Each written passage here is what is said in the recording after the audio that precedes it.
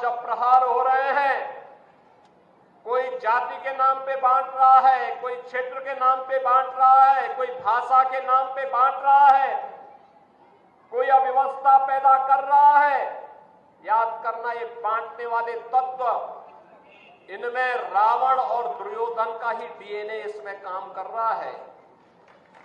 ये वही काम कर रहे हैं जो त्रेता युग में रावण ने किया था।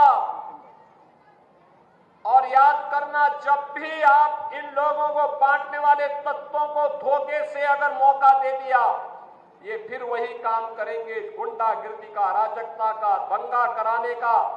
कहीं ताड़का को भेजेंगे, घर दूषण को भेजेंगे, कहीं चंड-मुंड इनके जाएंगे, अव्यवस्था पैदा करेंगे, दुर्व्यवस्था पैदा करेंगे। बेटी की सुरक्षा के लिए, किसी बहन की सुरक्षा के लिए ये लोग खतरा पैदा होंगे। कहीं पर गरीबों की जमीनों पर कब्जा करेंगे, कहीं व्यापारी का अपहरण करेंगे, कहीं राह चलते हुए किसी राहगीर को गोली मारेंगे, कहीं दंगा भड़काएंगे, पर्व और त्योहार के पहले दंगा भड़काएंगे, उसमें खलल डालने का काम करेंगे। यही तो ये लोग करते थे 2017 के पहले।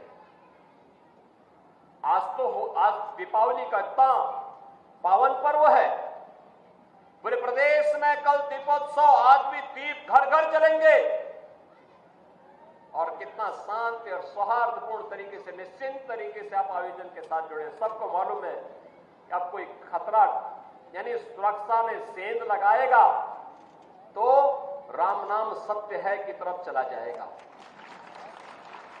अब सेंध नहीं लगा पाएगा। अब कोई जबरन कानून को हाथ में लेगा तो उसे भी मालूम है कि कानून उसको फांसी के फंदे तक लेके चला जाएगा। अगर कोई किसी बेटी पर हाथ डालेगा, किसी राह चलती हुई किसी बहन पर की इज्जत के साथ खिलवाड़ करेगा तो उसे भी मालूम है कि ये रास्ता उसे दुर्योधन और दुशासन की गति को प्रदान कर देगा।